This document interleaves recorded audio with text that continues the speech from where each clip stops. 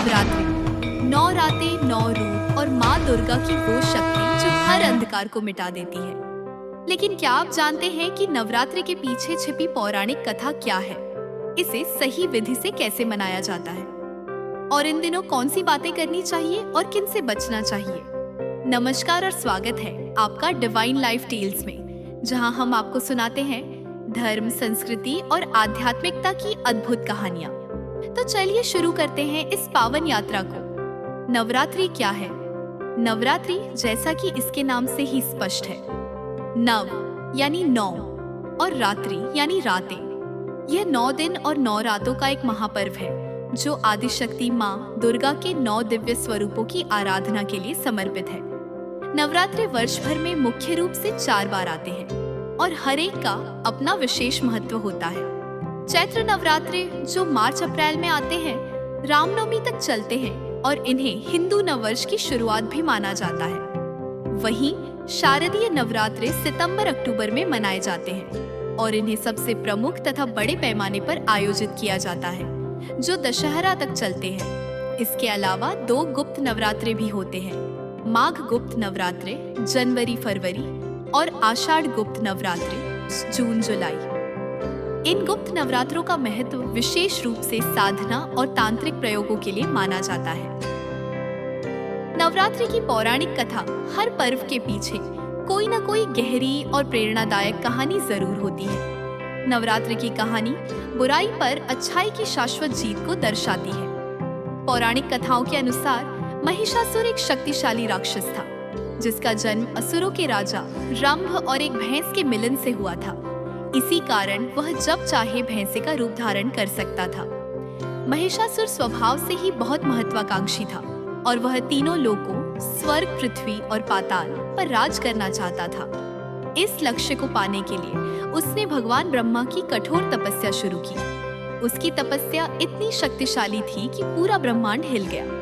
अंततः भगवान ब्रह्मा उसके सामने प्रकट हुए और उसे वरदान मांगने को कहा।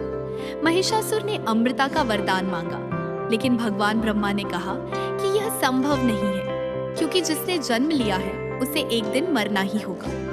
तब महिषासुर ने चतुराई से एक और वरदान मांगा। उसने कहा, प्रभु, मुझे कोई भी पुरुष देवता या असुर मार न सके। मेरी मृत्यु केवल एक स्त्री के हाथों हो। भगवान ब्रह्मा ने यह वरदान दे दिया। अमृता का वरदान मिलते ही महिषासुर अहंकारी और शक्तिशाली हो गया। उसने अपनी शक्ति का दुरुपयोग करना शुरू कर दिया। सबसे पहले उसने स्वर्ग पर हमला किया। देवताओं के राजा इंद्र को भी उसके सामने हार माननी पड़ी। महिषासुर ने स्वर्ग पर कब्जा कर लिया और देवताओं को वहां से भगा दिया। स्वर्ग में राक्षसों का राज स्थापित हो गया और पृथ्वी पर भी उसका आतंक फैल गया। चारों ओर अशांति और अन्याय का माहौल था।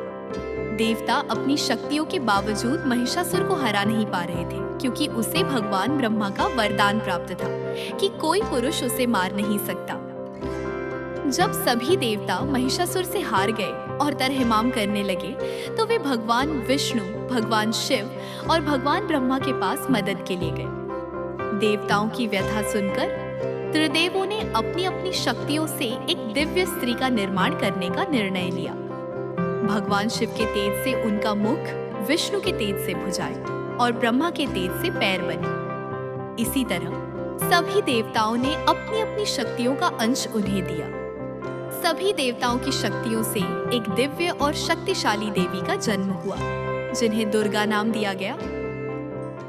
सभी देवताओं ने उन्हें अपने अपने अस्त्र शस्त्र भी दिए। भगवान शिव ने त्रिशूल, विष्णु ने चक्र, इंद्र ने वज्र और हिमालय ने सिंह, शेर भेंट किया जो उनका वाहन बना। जब देवी दुर्गा अपने शेर पर सवार होकर महिषासुर का सामना करने आई तो महिषासुर ने उन्हें एक सुंदर स्त्री समझकर मजाक उड़ाया, लेकिन जल्द ही उसे देवी की शक्ति का एहसास हुआ। महिषासुर ने देवी का ध्यान भटकाने के लिए कई रूप बदले। कभी वह एक भैंस बन जाता तो कभी एक सिंह और कभी एक हाथी। देवी दुर्गा और महिषासुर के बीच लगातार 9 दिनों तक भयंकर युद्ध चला। महिषासुर अपनी मायावी शक्तियों का उपयोग करके युद्ध में छल कर रहा था।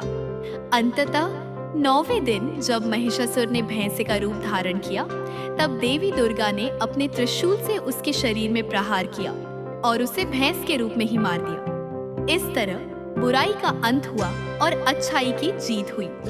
नवरात्रि की पूजा अत्यंत श्रद्धा और विधि विधान से की जाती है। यहाँ कुछ प्रमुख अनुष्ठान दिए गए हैं। कलश स्थापना। नवरात्रि के पहले दिन कलश स्थापना की जाती है।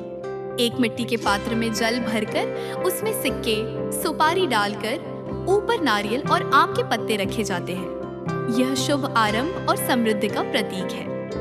अखंड ज्योति। कई घरों और मंदिरों में नवरात्रि के 9 दिनों तक एक अखंड ज्योति प्रज्वलित की जाती है, जो अटूट आस्था और मां की निरंतर उपस्थिति का प्रतीक है। मंत्र जाप और आरती। भक्तगण मां दुर्गा के विभिन्न मंत्रों का जाप करते हैं और सुबह शाम आरती करते हैं। मां की चौकी या जागरण। रात्रि में मां दुर्गा के भजन, कीर्तन और जागरण का आयोजन किया जाता है, जहां भक्तगण भक्तिमय वातावरण में लीन होते हैं। कन्या पूजन। नवरात्रि के 8वें, अष्टमी या 9वें, नवमी दिन कन्या पूजन का विशेष महत्व है। इसमें 9 छोटी कन्याओं को, जिन्हें मां दुर्गा का साक्षात स्वरूप माना जाता है, आदर पूर्वक भोजन कराया जाता है और उन्हें उपहार भेंट किए जाते हैं। क्या करें और क्या न करें? नवरात्रि के पवित्र दिनों में कुछ नियमों का पालन करना अत्यंत महत्वपूर्ण माना जाता है, ताकि पूजा का पूर्ण फल प्राप्त हो सके। क्या करें? व्रत और सात्विक भोजन। यदि आप व्रत रखते हैं तो केवल सात्विक भोजन ही ग्रहण करें, जैसे फल, कुत्तू का आटा, सिंघाड़े का आटा, साबूदाना और दूध से बने पदार्थ। स्वच्छता। अपने घर और पूजा स्थल को स्वच्छ और पवित्र रखें। स्नान करके स्वच्छ वस्त्र धारण करें। भक्ति भाव। पूर्ण श्रद्धा और भक्ति भाव से मां की आराधना करें। उनके मंत्रों का जाप करें और ध्यान लगाएं।